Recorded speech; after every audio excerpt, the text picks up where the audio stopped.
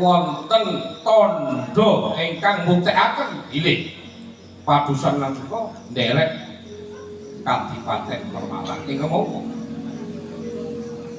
ugi cinaketan marang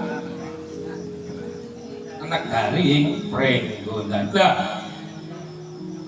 Kula nate gadah pemanggih umpami kula badhe ragah-ragah mlengket padusunan Kalikutuk kados pundi sapanggih. Lah menika Pamanduna paduka Pamanduna kula aturi rawuh dinten menika awit ewet perkewet lan mambeng raos sing manahipun Pamanduna leng ramyan ingkang griya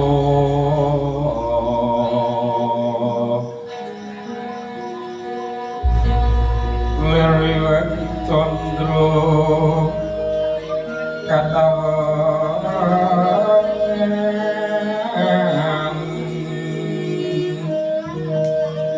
sumur ing jas katuritan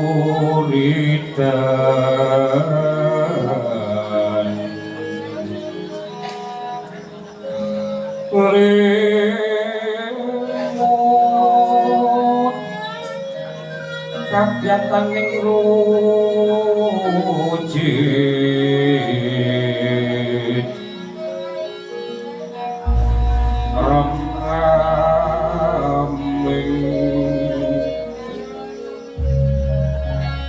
ram-raming driya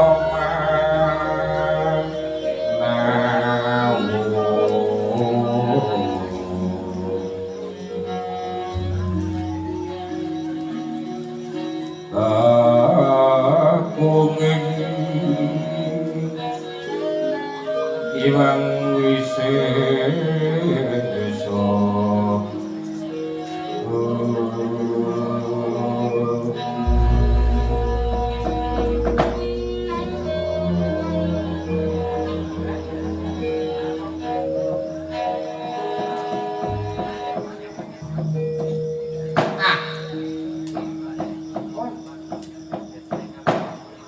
boten ngetang namung seklimah sampun saged maos menapa ingkang dados kurasane kawontenan ing Kadipaten Permalang.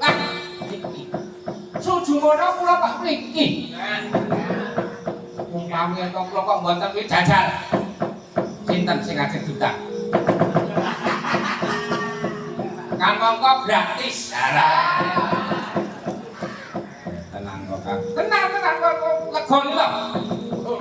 Legoni lho ora ketan omah gek pondasi tetep legoni lho.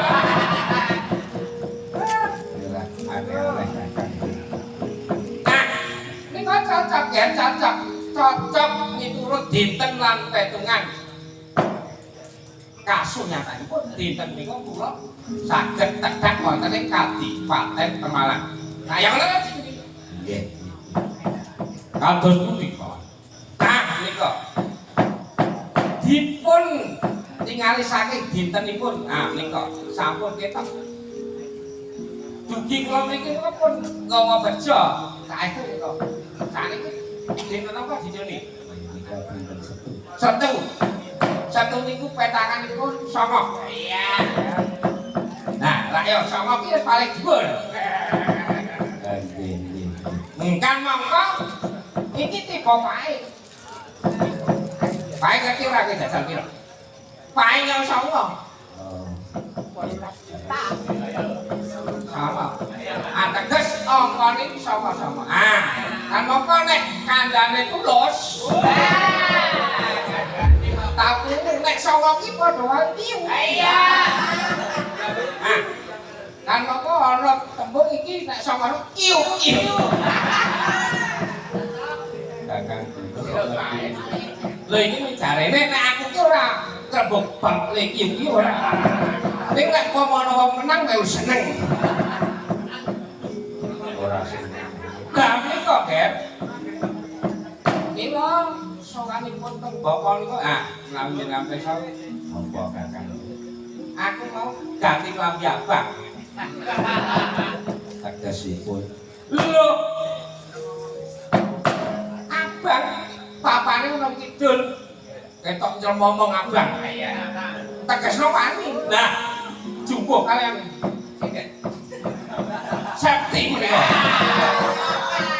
Adane kok abang ya. Wis salon ora ngombe apa-apa pokoke. Nggih menika, nggih. Temtunipun teng bapa mriku sampun ngagem renungan.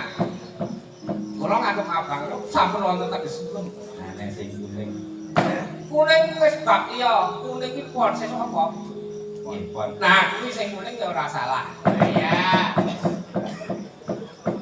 Amlawi sing putih mergo seragame ana ning kuwi. Kamang sing guyu ana kok ketek kae. Nah, bangsu iki perkawis menika. Lajeng napa ingkang dadosaken piyur? Ngalipun Raden Brajadita saking pemanggih kula Pak. Estunipun kula menika kepengin sanget ing pengraos kepengin lengket padusunan Kali Kutuk lan Kali Sono. Pamrih kula ing samangke saged mahanani Kadipaten ing Permalang. Tentunipun menawi Kali Kutuk lan Kali Sono menika saged lengket saged nuwuhaken pajek ingkang ageng. Tembe wungkingipun badhe saged dipun rataaken yang sak kadipaten. Nah, nika leres. Ateges Angger Brajadenta nggadahi niat ingkang sae menika pun jumbuh kalih kawontenan. Namun kang dadosaken perkawis ewet ing manah kula. Awit Kadipaten Permalang menika cecaketan kalian Pringgondani ingkang mangka. Budaya kathah para kawula ingkang remen ngabdi wonten ing Pringgondani ingkang mangka boten sanes Pringgondani nggih kepinaan kula Gatotkaca putra Kakang Mbok Arif. Ya bener. Sing ndadekake repot Angger Brajadita apa? Coba Bapak tak ngerti. Ngaten, Pak. Menawi kula badhe raga-raga kepengin lengket menapa mboten kelampah ing sakmangke nuwuhaken perkawis antaranipun kula lan kepinaan kula Gatotkaca. Oh. Raden Brajadita panjenengan langkung sepuh. Wong tuwa kok wedi cah cilik. Ha iya. Nek cara kula niku pun mboten dianggep dasare Kali Kutuk lan Kali Sono sing bebas. Ngrungokno sing duweni. Kakang Dina ngerti. Kandhane Yai itu. Persis. Nyamping Pak Lurah. Menika napa? Tapi dipun penggalih. Emang temen nek paduan sing Lojinawi kok malah do melu nang Gatotkaca. Kaliren kok wong Permalang. Ya kan jenenge. Nggih. Ingkang dados kuwatos kula mbok bilih sak mangke. Gatotkaca atur palapun marang Sudara wedhanipun. Oh, rasane kene bab kuwi. Aja meneh Sudara Weda. Mbok wong tuane, kowe menak kandhong liwat udara ta ning kleru. Sing kok cucu aja wedi karo kula, udara ki aku. Sing marai apa-apa sing kene ilmu aku wedi. Muridku. Dadi nyun ora bakal raga-raga ngurusi bab omahan Permalang Kali Kutuk ora bakal. Kelingan ora jaman Pringgondani Gatotkaca lara wae Werkudara ora melu cawe. Nggih. Lah iki kuwi perkara perkara sepele ger aja kasih. Kok malah wedi le aku mindak. Nawi wonten napa-napanipun napa paman Dono saged paring. Wah. Aku ki wong tuwa tekan kene. Tekoku ana ing permau niatku tulus suci. Arep kepengin bantu kok lek mesake temen. Arep apa-apa kok ra diragap ya. Nah, itu mriki mau bantu dumateng kawontenane Kadipaten Pemalang. Kakang Dono kok ben. Wis meneng wae Juni. Teko meneng melu aku. Yen mekaten kula kedahipun lengket Pak Sunat kali kutub lan kali son. Ah niku. Kok dhisik aku tak omong. Apa iki? Siapa ini? Menika adik kula Ragil Kala Bendana. Wah. Kala Bendana. Kula lali kok mau ora mbake karo aku. Aku pancen megah. Belum. Kanan kowe tak lungok-lungokke. Kok saya suwe kok saya ora cocok karo penemuku. Wis dibas Kala Bendana rasa ora iso. Aku teko nang kene iki ora kok ning dadi reca ming meneng wae Kakang Raja Kalpo. Senajan to aku dianggep kok bodho ning aku sing dipikirane. Iki ana wong sithik iki. Dimas Kala Bendana arep ngendika apa kusut Kakang. Aku nek matur ana ngono kuwi wong ora patiya cetha aku tak kendang karang adoh. Wis pun Kakang midhangake bedang nyendak omrene. Kene Kakang wet. Bandara, karo Kala Bendana. Kakang Kala Bendana. Kala Bendana matu. Yo. Kene Kang tak rungok-rungokke guneme Pandhita Durna kok saya susah rapi. Tak kandhani yo Kang. Eling kok Kang. Bab apa, Dimas? Eling kala semono Kakang Brajadenta dadi apa Mbak Yuli. Arep melu kembali Gatotkaca. Kok ana kahanan kaya ngene. Kakang Kala Bendana kok malah gugu omongane Durna. Arep golek kala kuwi ora apik Kang. Kurangane apa nek ana kurangane. Permalang kok jokok yo ragah-ragah. Mung kepengin bleket.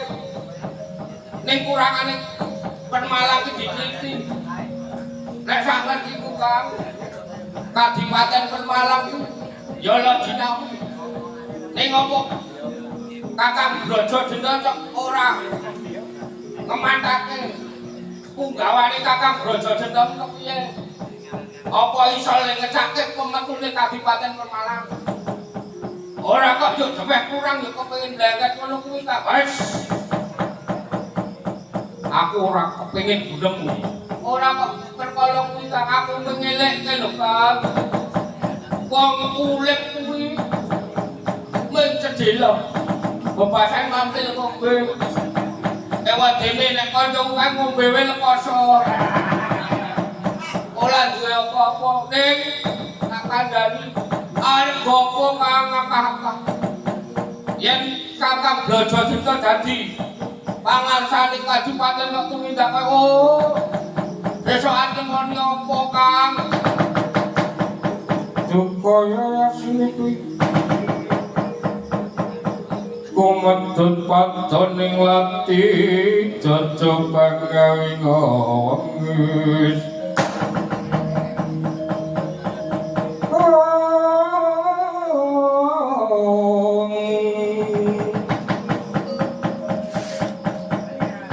Tinapu ing muka kabaran yen dinuru Romat kotolir puspita warewali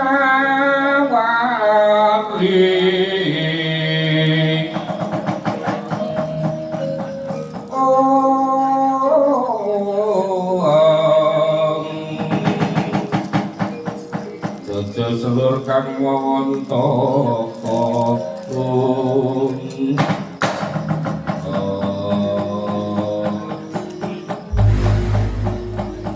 Kakang Brajadenta kok yo mangan-mangan apa kok? Saya suwe tak rasake apa kang dadi gunemu malah kowe wani ngajari karo kadang tuwa iki. Aku ora perlu omongan aku ora perlu tok kandhani. Eling yo kok. Aja kaya ngono aku kelek tenan kang aku tresno karo Kakang Brajadenta. Wis ora peduli. Rasaku kan gunung tanpa gunung butuhe Dimas Kala Bendana manut karo pun kakang apa ora nek manut Kakang Brajadenta kepiye ndak ora piye yen manut pun kakang mukti ana ing Permalang yen ra manut pun kang becik lunga saka kene lunga yo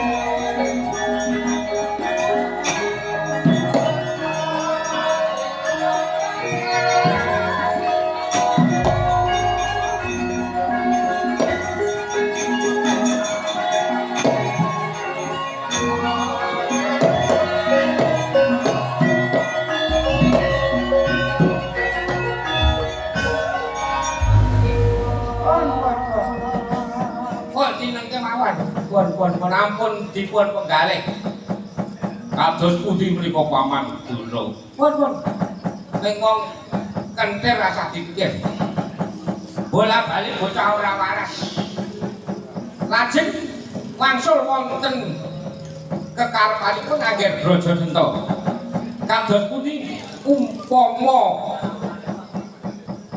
kelapa Kadipaten Permalang niku kok longso panguripanipun para kawula yen boten saged blengket ateges Raden Brajadenta boten saged dados tetungguling kawula ingkang saged dipun unggul-unggulaken. Wah, namun melajari Dimas Kala Bendana dadosaken oh patos napa? Ampun patos. Durna dinten niku Kang Padi. Dampingi ngono. Tegese ewang-ewangi lho Kakang Dena. Paman Duna langkung prayogi dinten menika malah gandeng sampun cumetha. Kula malah banding paring putusan dhateng para kadang supados ing samangke lumarat wonten ing padusunan Kalikutub. Ya, niku. Ah niku. Nggih, nggih, leres. Padukuan sing cilik mau ditekani putusan marang para kadang-kadang. Ditarik gelem melu. Kadipaten Permalang apa ora? Yen to gelem nyawi, Pak, tiwas benar. Yen to ora sepira banggane wong cilik ana padukuan Kalikutub nang Kalisana. Wis gampang ya. Wis katon wae. Rasa melu-melu. Rasa pikir apa-apa kok melu. Dimas Brajalamatan lan Braja Wikatoba wonten dawuh Kakang Brajadenta dina iki Dimas ora tak keparengake budalake wadyabala sacukupe perlunipun kados pundi. Jumujug ana ing padusunan Kalikutub Dimas Brajalamatan nganti wadya sak cukupe ditakoni tetua gani Kalikutub lemah nunggal karo Kadipaten Permalang apa ora yen to ora gelem sepira banggani kekuataning sak padusunan. Becik dijeleki padusunan kali kutub. Iye, menawi sampun terwaca dawuh Kakang Byojo Dutta ing Rai Sudha ngestoaken. Nah, ngono kuwi. Ngono kuwi.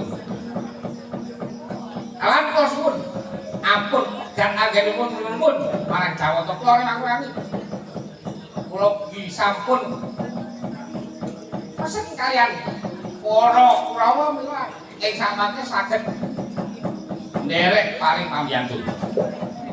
Nggih, matur nuwun. Menawi mekaten sampun cekap anggenipun pepanggihaning dinten menika. Paman Durna monggo ing samangke raketan sekejap netra daru. Ora sare pacepot. Ora sare pacepot. Pun kula menika nek paring pambiyantu ora mikir ngono kuwi nggon mangan ora tak mikir. Apa nek dadak kembul bocor rasa. Cekak-cekep tumandang malah dinten mriku. Kepareng kula kalih dipatih badhe didalaken para kadang kula. Lho, kadang kula ginderek wonten wah sami tego wonten Jawi. Nek ten jero mungkin boros. Nggih, mangkaten cocok kalih pemanggih kula Dimas Braja Denta lan Braja Wikalpa lan Braja Lamatan. Nggih, kados pundi Kang Mas Braja Denta. Wis kabeh samekta pun Kakang ora bakal maksud apa kang dadi dawuh siagake para wadya nggih ngestoaken dawuh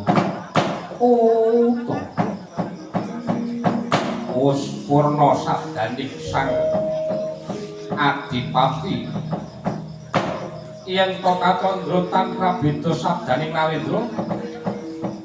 Nalendra ngendika rata tiyang sak negari senajan topan gitu datang kena wali-wali rikala semanten asok kundur ing kedaton jelek saking palenggan tindak manengen pinarebek para abdi bedaya yen kacandha katon gumleong tejane.